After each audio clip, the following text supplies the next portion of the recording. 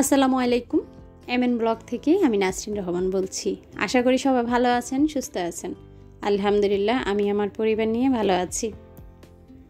কাল ছিল জুম্মা মোবারক, শুক্রবার। তো কাল আমি একটা টিপস ভিডিও শেয়ার করেছি। আসলে খুবই ব্যস্ত ছিলাম, পাশাপাশি আসলে অনেক ঝামেলার মধ্যে ছিলাম। তো সব মিলিয়ে দেখা যায় যে ব্লগ ভিডিও শেয়ার করতে পারিনি। তো আমার অনেক আপুরা আমার কালকে টিপস ভিডিওগুলো খুবই পছন্দ করেছেন। তো কিছু আপুর নাম আমি তাদের কমেন্টসগুলো পড়ব, পাশাপাশি আমার মেহমান আসার পূর্ব প্রস্তুতি হিসেবে আমি আমার ঘরটাকে কিভাবে গুছিয়েছি সেটাও শেয়ার করব। তো আশা করি পুরো ভিডিওটি জুড়ে সঙ্গে থাকবেন, আপনাদের অনেক অনেক ভালো লাগবে। আসবে মেহমান, তার উপর হয়েছে ঘরে মিস্ত্রি, অনেক ঝামেলা আসলে। তো কিচ্ছু করার নেই, ওই তো গত ভিডিওতে আপনাদের বললাম। তো মেহমান আসার আগের দিন বৃহস্পতিবার বিকালে আমি দেখেন সন্ধ্যাবেলা এখানে মাগরিবের পর বসে বসে পেঁপে কাটছি, গাজর কাটছি, পাশাপাশি শাক কেটেছি। তো এই শাকগুলো আমাদের বাড়িওয়ালা আঙ্কেল ওনার নিজের যে জমি আছে সেখান থেকে আনা, খুবই ফ্রেশ। আর এখানে আমি একটা ইলিশ মাছ কেটে নিয়েছি, ইলিশ মাছের মাথাটা দিয়ে পুঁই শাক রান্না করব। তো এগুলা কেটে কুটে আমি কি করব, ভালো করে ধুয়ে জাস্ট কোনো একটা বক্সে নিয়ে ফেলে রাখবো, সকালে ভোরে যেন রান্না করতে পারি। এখানে একটা রুই মাছ এনেছে আপনাদের ভাইয়া, সেটাও কেটে নিয়েছি। আর মুরগিগুলা এই যে রোস্টের জন্য কেটে কুটে নিয়েছি, হাড়গুলো আলাদা করেছি, দেখা যাক কি করা যায় সেগুলা দিয়ে, এই আর কি। তো পাশাপাশি কিন্তু আমি অনেকগুলা পেঁয়াজও কেটে রেখেছিলাম।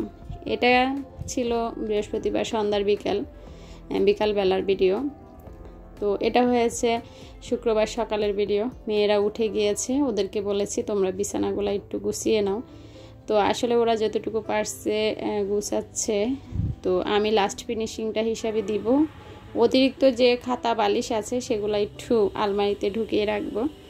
তো কালকে যে আমি টিপস ভিডিও দিয়েছি সেগুলোর কমেন্টসগুলো একটু পড়াই। তার আগে আপনারা আমার গুছানো ঘরটা দেখেন যে আমি কিভাবে গুছিয়েছি। আসলে যেহেতু খুব ঝামেলার মধ্যে ছিলাম, তো গুছানোর সময় আমি সেভাবে ভিডিও করতে পারিনি, গুছানোর পর ভিডিওগুলো করেছি। এএস ব্লগ অ্যান্ড কিচেন আপু বলেছে আমি তো এইভাবেই জামা কাপড় রাখি, চাদর কাবারও রাখি, তেজপাতাও কেটে কুটে ধুয়ে সুন্দরভাবে ভিজিয়ে রাখি। তো আপু আপনাকে অনেক ধন্যবাদ, আপনার সাথে আমার অনেকটাই মিলে গিয়েছে। ইশরাত জাহান ব্লগ আপু বলেছে বটি দিয়ে রসুন ছাড়ালে হাতের আঙ্গুল কেটে আপুর রক্ত পড়ে, খুব যন্ত্রণা করে, তাই আপুর জন্য রসুনের ভিডিওটা খুবই উপকারে আসবে। লাইফস্টাইল ব্লগ বাই তন্নি আপু বলেছে দারুণ ছিল তোমার টিপস, রসুন আমার বেশি কষ্ট হয় ছিলতে, তাই রসুনের এই টিপসটা আমার খুবই উপকারে আসবে, অবশ্যই ট্রাই করব কাটা চামচ দিয়ে রসুন ছিলার। নীলুপা শিমুল আপু বলেছে রসুনের টিপস সবচেয়ে বেশি ভালো লেগেছে আপু। তো আসলে যখন ভিডিও বানাই কষ্ট করে, কারো যদি একটু উপকারে আসে, কারো যদি একটু ভালো লাগে, সেটা যে আসলে কত বড় পাওয়া, যারা ইউটিউবিং করেন তারা বুঝবেন।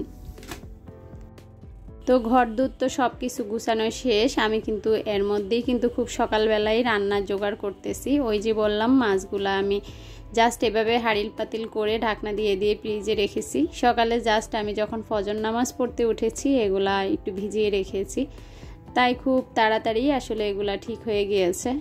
তো আমি ঘর গুছিয়েছি আসলে পরে, আর এই যে রান্নার প্রসেসটা এটা কিন্তু খুব ভোরে করেছি। তো আগে আপনাদেরকে ঘর গুছানোটা দেখালাম আর কি।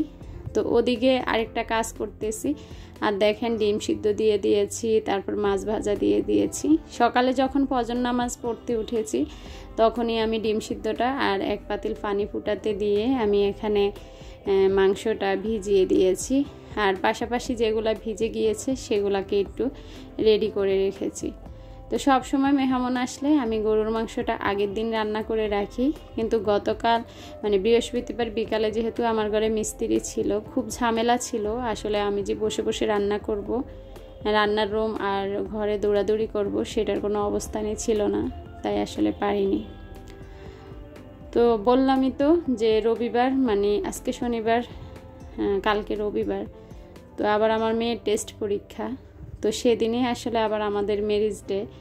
তো আপনাদের ভাইয়া বলতেছে যেহেতু মেয়েকে নিয়ে 2 বাচ্চাকে নিয়ে 3 বাচ্চাকে নিয়ে স্কুলে যেতে হবে, মেয়ের পরীক্ষা, সব মিলিয়ে আসলে একটু ভালো মন্দ তেমন রান্না করতে পারবো না, তো আজ শুক্রবার আছে, ওনারা যেহেতু আসতে চাচ্ছে তো ওনারা আসুক, তুমি একটু রান্না করে বাচ্চাদের খাইয়ে দাও। যদি শুক্রবারে তেমন রবিবারে তেমন রান্না নাও করতে পারো, ওদেরকে বলে দিবা যে তোমাদেরকে তো মজার খাবার খাইয়ে দিয়েছি। আর এদিকে দেখেন আমার ছেলেটা ভিডিও করেছে, আমি তো সামনে যাইনি। তো এই যে ওনারা কিন্তু বাথরুমের ভিতর কাজ করতেছে, তো বুঝতেই পারতেছেন কত ঝামেলার মধ্যে আছি আর কি।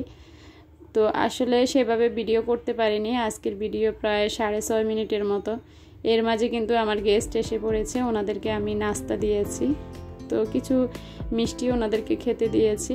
তো ভাবলাম এগুলো একটু ভিডিও করে রাখি, মেহমান কি নিয়ে আসলো সেটা একটু আপনাদেরকে দেখাই। আমার বাচ্চারা মিষ্টি খেতে খুবই পছন্দ করে, তাই যে আমার বাসায় আসে বেশি বেশি মিষ্টি নিয়ে আসে।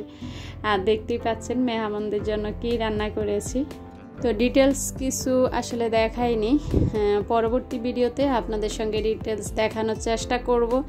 যেহেতু মিস্ত্রি আছে, ভয়েস দিতে খুব দেরি হয়ে গিয়েছে, ভিডিওটা আপলোড করতে চাচ্ছি, তাই খুব শর্টকাটের মধ্যে ভিডিওটা বানিয়েছি। আশা করি আপনাদের ভালো লাগবে, অবশ্যই লাইক দিয়ে ভিডিওটি দেখে নেবেন। আল্লাহ হাফেজ, আসসালামু আলাইকুম।